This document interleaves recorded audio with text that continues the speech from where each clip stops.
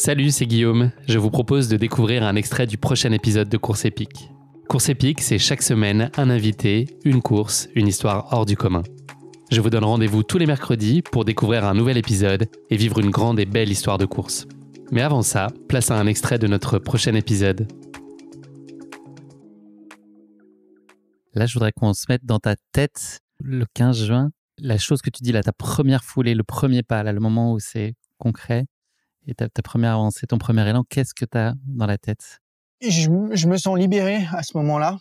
Quand je commence à courir, je me sens libéré et ça y est, quoi. Chaque pas que je fais maintenant, ça me rapproche de mon objectif, tu vois. Vraiment, j'ai ce sentiment de me dire, je prends ce départ. C'est une victoire immense de réussir à prendre ce départ aussi bien avec autant de gens que j'aime autour de moi, avec mes parents qui sont là, ma sœur Pauline qui est là, toute l'équipe. Et ça, c'est vraiment fort. Après, juste avant, j'étais très ému. J'ai pensé beaucoup à Simon. Et en fait, ce qui était chouette, c'est que j'ai pensé à Simon, ça me rendait triste qu'il soit pas là.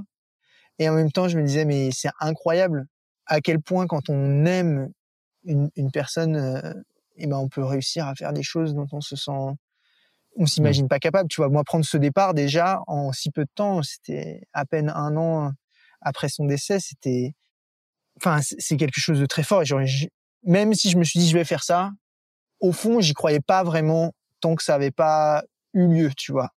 Et si j'ai réussi ça, c'est parce que mon frère était quelqu'un d'exceptionnel et je me suis dit cette énergie-là, cet amour que j'ai pour lui et pour mes proches, parce que je vis pas que pour les morts, ça peut m'emmener très loin. Et c'est ça qu'il faut que je protège, c'est ça qu'il faut que je cultive. Et dans les moments durs où je pioche, c'est ça qu'il faut que je réussisse à mobiliser.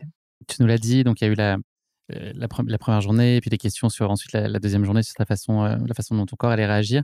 On entend souvent que le corps s'adapte à des efforts répétés, quand bien même ils sont très conséquents. Est-ce que tu as eu un moment où tu as eu le sentiment d'avoir trouvé ton tempo intérieur et que ton corps se libérait et acceptait en fait ce qui allait devenir son quotidien? Ouais, je trouve qu'il y a plusieurs niveaux, tu vois. Il y a pas tac, tu te réveilles, c'est bon, tout est prêt, c'est ma routine. Euh, plus besoin d'aller bosser, en fait, il suffit d'aller courir. Maintenant, c'est la même chose. Il y a vraiment déjà, au bout de 4 jours, quelque chose qui se passe. Les 2-3 premiers jours, c'est vraiment, t'as l'impression que ça se dégrade, tu vois, physiquement.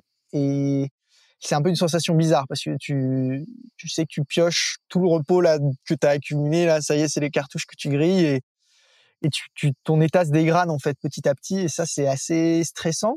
Faut pas trop s'écouter, faut s'écouter mais pas laisser son esprit trop s'emporter et se dire bah voilà, step by step. Moi je me dis tout le temps ça, pas à pas. Et puis frein à main, tu vois. Je suis vraiment parti avec le frein à main et je continue de le faire et je pense que c'est une très bonne stratégie, lentement mais sûrement. Et après, au bout du 4e jour, tu commences à un peu t'habituer, tu tombes pas de fatigue le soir, tu vois. Tous les soirs, les 3 premières nuits, j'ai vraiment le souvenir de m'écrouler de fatigue et tout. Tu vois, j'aurais été incapable de te parler comme là, je suis en train de te parler. Et puis, j'ai fait la première semaine. J'ai fait 6 jours de course d'affilée. J'avais jamais fait ça en termes de dénivelé. Bah si, j'avais fait Paris-Londres, mais ça s'était mal passé, tu vois. J'avais jamais enchaîné 6 jours de course sans galère. Et c'était le cas. Et donc, je suis arrivé dans les Alpes, tu vois. Je suis passé par Annecy. Enfin, vraiment, je me suis dit, wow, c'est ouf. Et au bout de 15 jours, 3 semaines, il y a vraiment une forme de routine qui se met en place. Et je pense que ce qui m'a bien aidé, c'est de mettre en place des vrais temps de repos et dès le début de casser avec d'autres objectifs, tu vois. C'était pas juste courir pour avancer dans mon Tour de France. C'était d'abord courir 6 jours sans grosse douleur. Bim, coché, journée de repos. Il y avait mes parents qui avaient loué un gîte et tout, avec tous leurs potes. Donc, j'étais trop bien. Après, je repars, j'arrive à Chamonix.